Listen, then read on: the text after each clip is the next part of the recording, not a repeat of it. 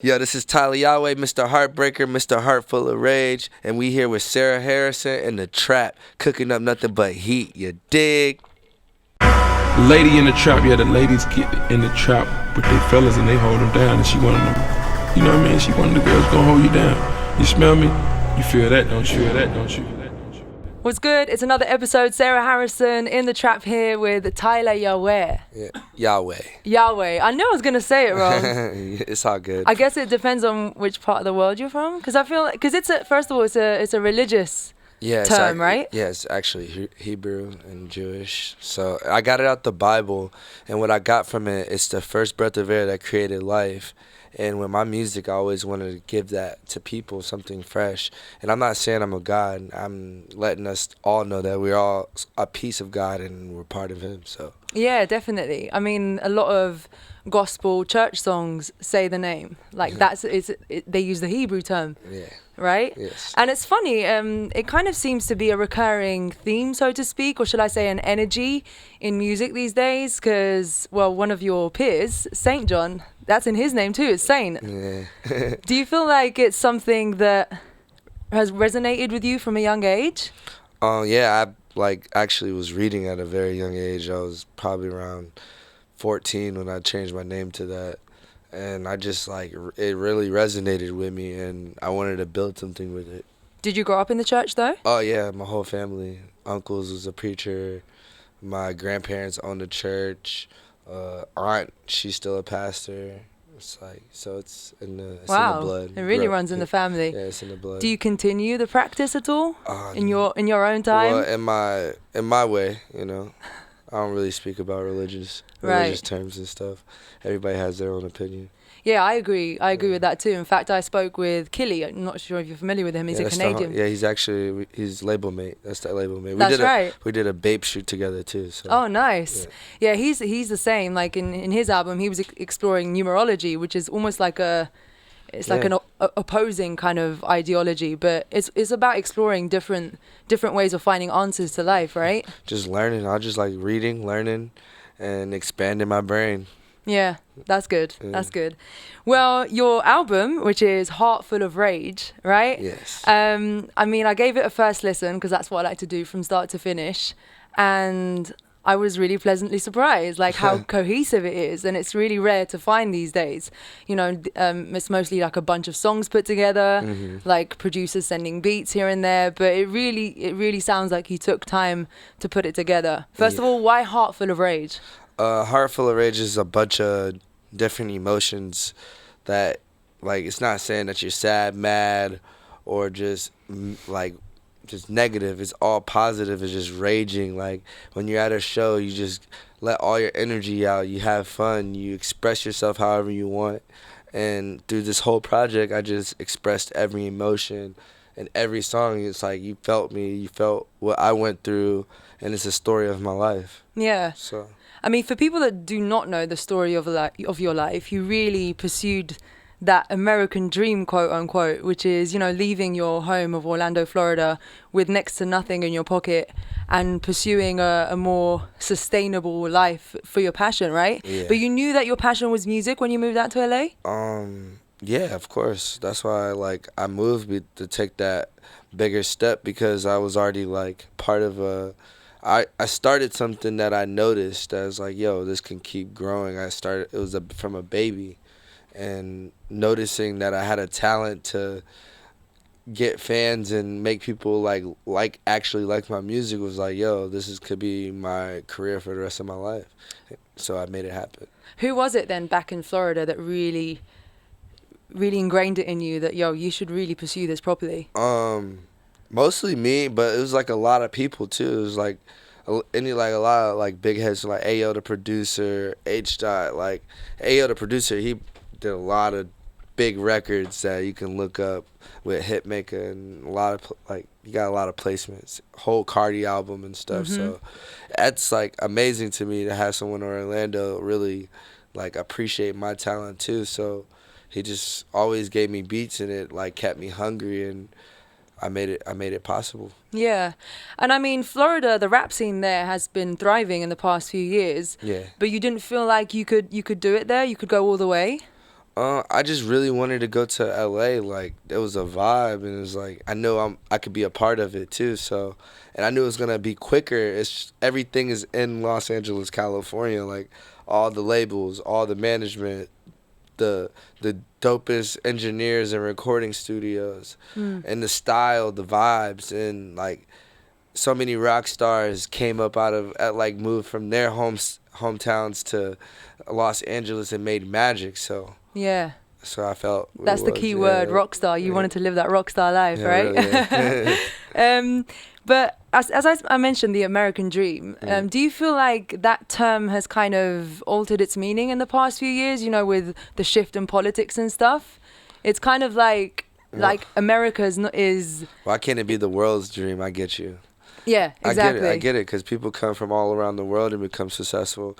But I think the American dream is just like, it's about people who wants to go to America and live the American dream. Is like, it's America's own thing, just like UK and Africa. Like, it's all its own thing, and they all have their own Hollywood or entertainment company that's huge. So yeah, it's just a saying that just traveled, I guess. But I feel like now it's uniting, like all of these different markets, as you just mentioned, Africa, the UK, Asia.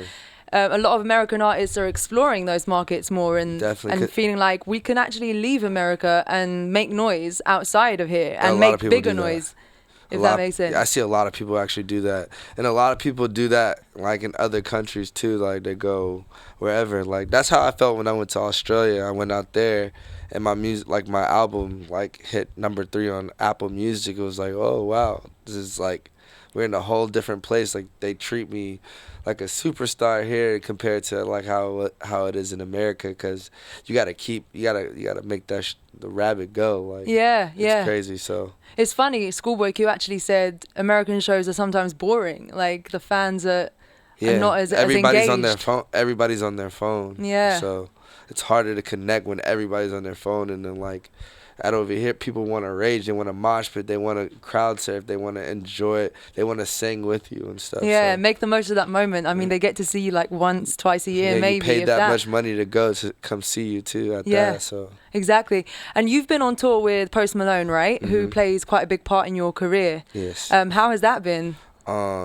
It's been blessings on blessings on blessings, and like being on his like tour, like it's all arenas, like it's teaching you how to perform at any show, any stage, and make up, like actually give a show, and like not just walking across the stage and singing a couple songs and going to the next place. You actually engaging with a crowd, and the production, learning about what production and the sound is. It's just a learning process, and I enjoy it so much, and it's a blessing being a part and being signed to Post too at that. Yeah, exactly. That's super important that you said a learning process, because a lot of artists want to jump the gun and think they know everything. Yeah, exactly. And it's like the little things, the technicalities that are going to make your show look so much better from the point of view of the audience, right? And I'm not going to lie. I had to sit, like my management had to sit and talk to me. I had to sit and listen. Like sometimes I was like, nah, I want to do it my way. But there's a way, like, there's a reason why these people are so successful these days. Is the stepping stools in the blueprint. So exactly. So going back to the album and the sound, as I said, it's very cohesive. Who would you say helped you put that album together and make it sound so cohesive? It was just me, my manager's in the studio with me. He's right here. So like I always need his ear, and I bring my producers in, my engineer Nick Mack, Jay Lauren. She's like my right hand man too. She helps me out on my music. So it's just like she's a man. Jay Lauren. That's my dog. Like, I feel you. Yeah, Jay Lauren. That's my dog. It's like my sister too. So, and it's just like I don't really have too many people around. Like, when I'm making my music, it's very sacred to me. So like I work hard on it, and I put my all into it. I would have thought the complete opposite, that you just have a studio full of groupies. Nah, sometimes you have to have the vibes, like have a few people, but nah, I'm usually by myself in the studio.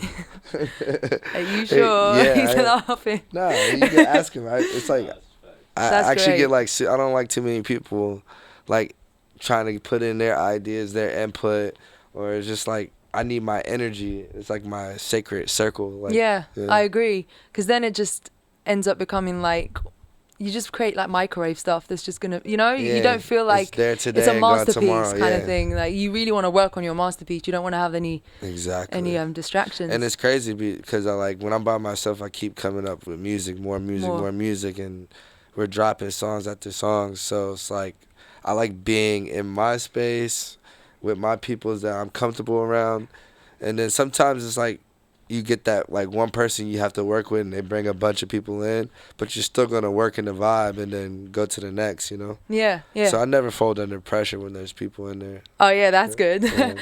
What does get you in the vibe though? Liquor, marijuana, and loudspeakers, for sure. I feel you on that. That's the whole vibe right there. Just crank it up, right? Yeah, crank it up. Yeah. You mentioned, liquor and marijuana, and I mean, throughout your album, you do mention taking certain substances, I guess I should call them, but you kind of touch on it as taking them as a way of like forgetting about the bullshit that might be around you in the industry. It's kind of like, do you know what I mean? Like an escape. Yes, definitely. Do you realize that a lot of your peers might have taken a downhill out of abusing these substances? Do you try to keep a firm head on your shoulders to understand not abusing these things? Yeah, exactly. And I try to teach people that too, because like I've been through it, abusing drugs and gone through a road that I wasn't supposed to really go through, but I had to learn that. And I talk to a lot of kids that like they like, yo, you got me through a lot of pain with your music. Like I used to take Xanax and now I don't really take Xanax. I don't take them no more. Like I just listen to your music and it helps me. Like a lot of my songs, like I know I've done a few drugs, and just to make the music too, just to be in that space to even explain myself. So that's like a reason why I was even taking drugs, because it takes you to a whole nother place. But when it comes to like hard things, I'd be like, nah, don't do that. Like that's not, don't harm yourself. You know? Like, as long as you're not using it as a way of escape. When it becomes an escape too often, then you're going to turn around to it all the time. It's not bad doing things in moderation and just enjoying, having fun. Like I'm not out here abusing my life doing it, you know, so. Yeah, I mean, you have a song called Adderall, right? Yeah. Which is funny. The song following it is called They Don't Know? Something? Is it They... They Ain't You. They Ain't You, that's right. And I really like that part of the album because it's like a contrasting thing that you're saying. Like first you're like, no, don't cuff me. Like I'm not a relationship guy. And then you're missing someone in the other song, like while you're on tour. So how did that come about? Like, how do you go through these two emotions so drastically? It's just being an artist, man. Being an artist is like, you go through so many different emotions, and it teaches like you're like somewhere different every single day. You meeting new people every single day, and you're just soaking up so many different energies, and that like is a big part of like fucking up your mind. Like you seeing the same thing, you doing the same thing.